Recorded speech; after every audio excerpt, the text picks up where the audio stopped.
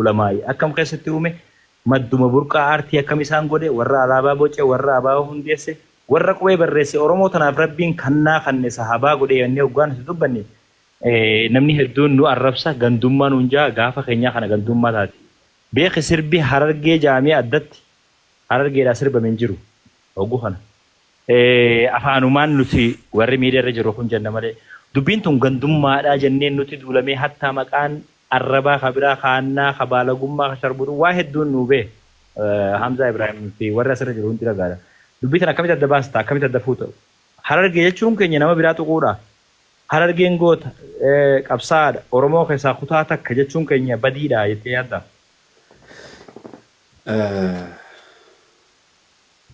Laal wallahi waan takka tan dura raayinis ni eegalame. Ummanni keenya kuni ummanni Oromoo kuni ummata akka tokkooti. Akkasuma yoo na dhiifte gaarii. Ummanni keenya kun ummata akka tokkooti. Yoon arra lafaa ka'ee Oromoo kutaa kudha takka keessaa usee takka faarse yoo nama faarsuun gandummaa taate Hacaaluutu faarse maaliif Hacaaluun gandummaan jedhee inni muuziqaatti dhawatee faarse. Harargee muuziqaatti dhawateetuma faarse Hacaaluun maaliifi gandummaadhaan jedhee namni hanga naman arrabsinitti abbaa fedhe faarsuu mirga qaba. Ammoo nama tokko arrabsuu mirga hin qabu beekaa.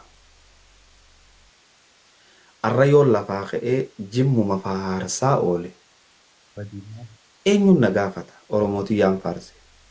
Yoon hararguma faarsaa oole eenyuun na gaafata. Ani proogiraama tokkoon qabaachuu ture jara keenya guyyaa faaruu Harargee jee. Yoo gartara dhibbee guyyaa TikTok irratti guyyaa faaruu Harargee jeetiin qabaachuutu.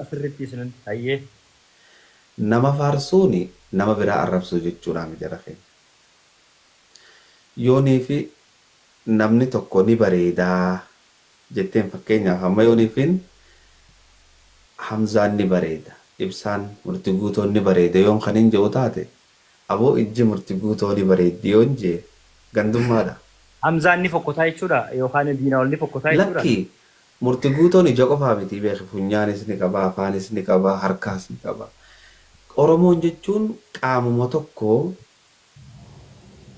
akkuma nama qaama tokko keessaa ija yoo faarsan abbaan numa gammada.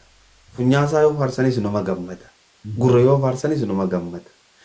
Tanaafuu wanni nama aarsu hin jirtu jara keenya. Haga namni sin arrabsinitti hadaraa wanni nin siidhaama kobboleessa keessa wallaala tokkotti. Haga namni naman arrabsinitti yoo nama faarse gammadii bira koti. Siigalee. Anamma gurbaa tokkoon harka Hamzaan sirrii godhe jechuun jiru. Dhufeeti arsii faarsee sirrii gootee jeen. Sirrii godhe. Sheekha wayiiti. Isaan Oromiyaa gubbaa dhaabbateetiin akkasitti isallee sappoortii godhe. Bilisummaa yaada ofii ibsachuu jechuudha. Uummata tokko jiraachuu ture. Uummata Harargee irraa siistamaa waa nyaatu. Akkamiin. Yoo isiin ifaarsite gandummaa ja'an. Achi nu bal'isaa ustaazan ta'a. Ustaaz achi deebise. Yoo isiin ifaarsite gandummaa ja'an.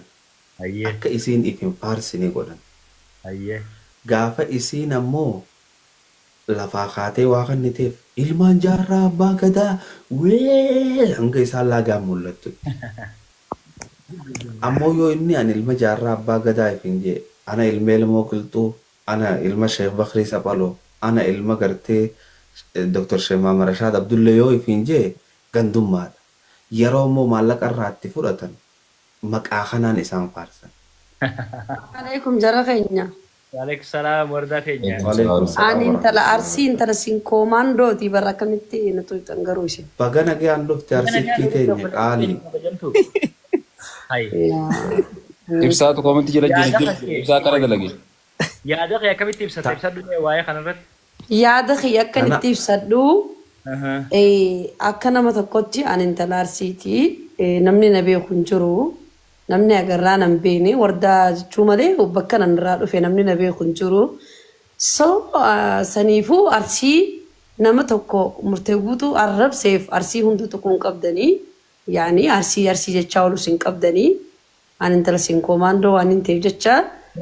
Sinkoo mandoo jee. Jechuu waan hin beeneef biyya alaatiin ture narra ilaaluun qabdanii dhiifamaa wajjiniin. Gaaffii qabna. Okay, gaaffii keessan. Qofaa miti bara intala sinkoo mandoo jette makiilleen ani intala Arsiiti abbaan kiyyaa ummaatiyyaatu harargee malee jettee dubbattee jirti. Sun rakkoo qabaarree nuti obboleeyyanii. Obboleeyyanii tanaafin siin jaabar ilmaan adeerraniiti. Nooleen koo gaafiin tiyya nooleen Arsii keessas ni jirtisa? Ni jirti waliin makamnee jirra misfiriisiidha nuti. Akkamiin makamtan jechuun ummaateettu. Jechuun akka itti makamne akkuma itti gaafa san intala teenya dhuftee nurraa fuudhee sanitti abbichi kiyya sarargee dhaqee fuudhee dhalee jechuudha. Abbaa keettu harargee dhaqee fuudhee dhalee? Ati harargee Arsii fuutee moo fuudhee intala teenya nurraa? Yaa fuudheetiin isin galchee sun dhugaadha dhaggeeffadhuutiin sii dhugaa. Abbaan kiyya hin galchine gaarraa dhadhalee. Irraa dhadhalee ati noolee jaamuun qabdulee maqaa kanum keetumaaniif yaami maa nama biraa fakkaata? Jechuun abbaa kiyyaatu nama jedha. Abbaan abbaa kiyyaatu